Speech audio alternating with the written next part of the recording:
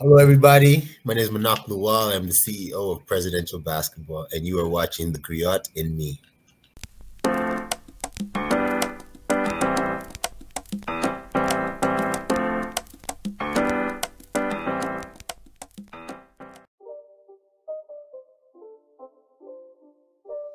So I'm from South Sudan originally.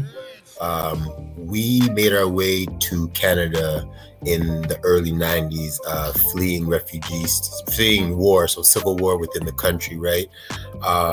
We got to Ottawa. When we got to Ottawa, we grew up in the Overbrook area. So that's where I was raised, in the east end of the city. Played a lot of basketball coming up. Went to Rito High School. Is no longer a high school, so we're kind of like the last Mohicans in a sense, you know. After that, I went to the University of Prince Edward Island, where I studied human behavior and business. I was fortunate enough to make my way to England after that, playing my first year of professional basketball. My second year of professional basketball was based in Ottawa, Ontario. I am one of the original Skyhawk members. After we were done in the Skyhawk, I played a little bit of international basketball as well. So I played for my country, South Sudan, in their first ever Scandinavian games where we won gold. And I stopped playing basketball around 2017. I played for fun, but I stopped playing professionally. At that stage, we were now training local youth and inner city kids. While we were training them, we started off by just trying to help them through their journey with basketball in terms of going professional, or even finding a way to connect them with university coaches. We've done a few showcases in the city where we brought University of Prince Edward Island down. We've also brought Algoma down so that we can give these kids opportunities. When we started working with these kids, we understood that the gap was further than just becoming a better athlete. So we started implementing different programs in the city, financial literacy programs, self-help programs where, for example, when I went out to University of Prince Edward Island, I was 18 years old and I didn't know how to cook. So we have a life skill program at Chez called Semacoup, where you come in and you learn how to cook for the first hour, and then we kind of incorporate basketball in it as well.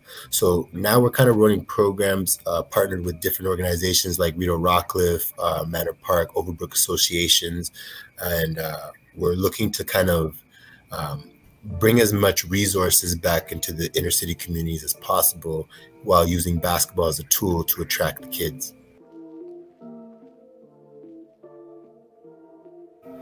So professional basketball taught me a lot. I signed my first contract in 2011. It was for Medway Park Crusaders. I remember going through a process of trying to get my visa. It was a very tough process. So I ended up coming a little late. I landed in England around September 26th. Guys were already down there. They were already practicing and they were playing a couple of cup games. I remember when I landed that same day we had to play. And I remember my brother telling me that that's how it is as a pro, you know, when you land, the first thing you want to do. So here's a jewel for you kids. Anytime you go anywhere, the first thing you want to do when you land, whoever's picking you up, ask them, where is the gym? Because you need to get that rust out. You need to get the jet lag out. You need to just get your feel of the floor, the environment. So I didn't have that time. I wasn't fortunate. We ended up losing that first game. I did feel that jet lag, but I was in such great shape and in such a good place. I ended up scoring, I think, 21 points, 17 rebounds. So I balled out, man. I don't know. To tell you a lot about England, England was a very hard crash course hit on the business of basketball. I learned a lot about how to take care of what I needed to take care of before looking to address others. Where in college, I think the idea is teamwork. The idea is cohesion.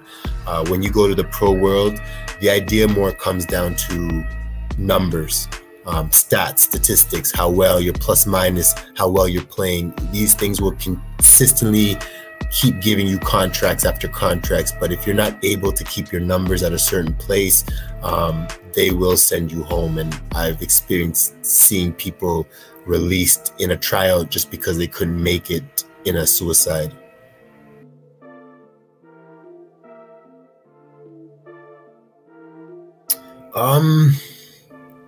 I don't know. Like I feel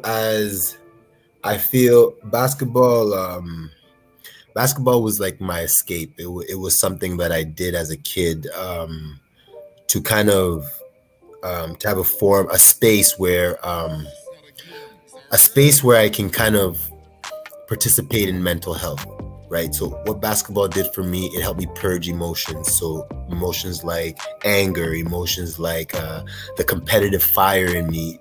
I had an outlet, and that's what it provided for me. So as I got older, I think if you don't treat something as if you love it, you're gonna lose it, right? And I think as I got older, emotionally, I started wearing down from the game. And till this day, I still love the game, but I know when I was playing, there's a lot of emotional hurdles that I wasn't able to face. And it was so consistent that I was not allowing myself to recharge and reflect before I moved in. I was very young and I was very hard-headed. So I think my last game, I may have been matured in a sense of a better athlete and a better player, but I think emotionally I wasn't in a healthy place. I was driven by ego instead of being driven by reason.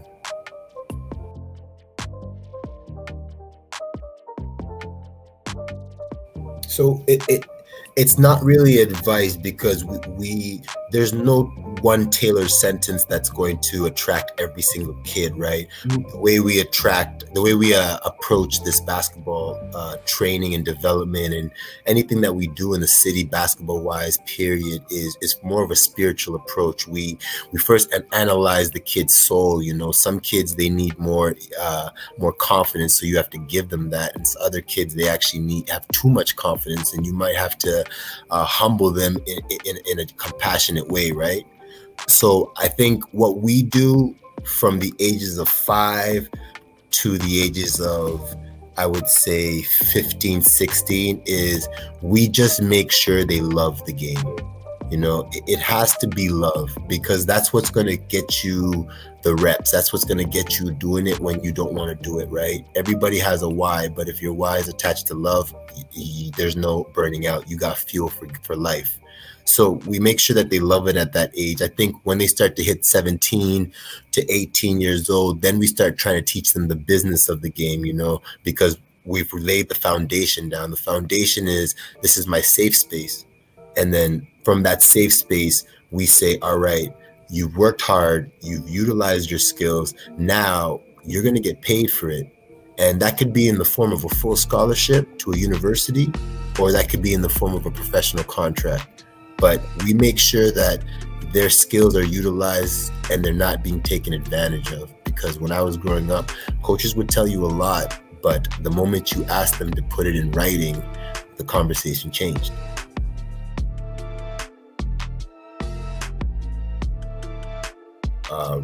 The training stuff is great, and so is the basketball development part, so the business part of it. But I think the philanthropy is something that I enjoy the most of this. Like, we have so many things that are set up right now for all of Ottawa, different communities in Ottawa, but also the Overbrook area. And I think that's the stuff that gets me most excited in what I do, just being able to give back. Like, plenty of us have grown and have succeeded and seen failures in our fields, but we hold that information, and I think we need to become more aware of giving this back to the youth. You know, we're not competing, we're not trying to be the best and not allow the next generation to be better. I think what we're trying to do right now is to make sure every generation after us is better than what we were. And if that's the goal, then we're heading towards the right direction.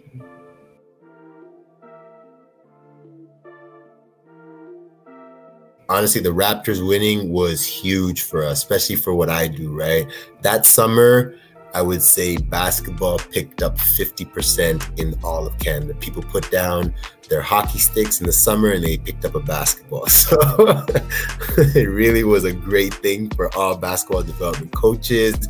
Shout out the Raptors. Thank you.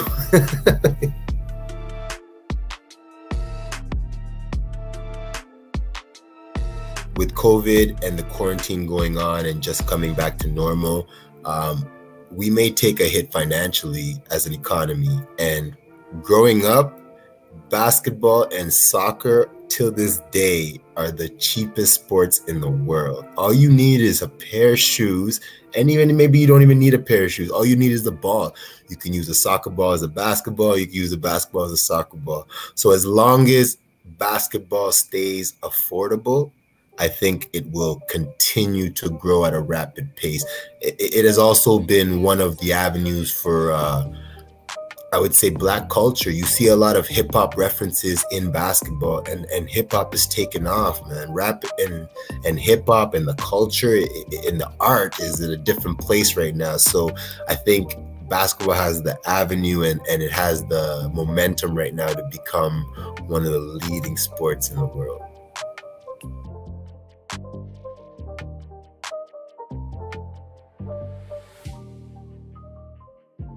I would say my father taught me, if you teach a man to fish, you feed him for days. But if you teach the man to buy the pond, his family will never see suffering again. The point is to encourage people to take it a step further. That's what Prezdential is about. Prezdential, the Z, starting from the bottom and working your way to the A, you know, but while you're working, you're developing a sense of mastery, always taking it a step further. Every day you wake up, every day you go to sleep, make sure you're a better person.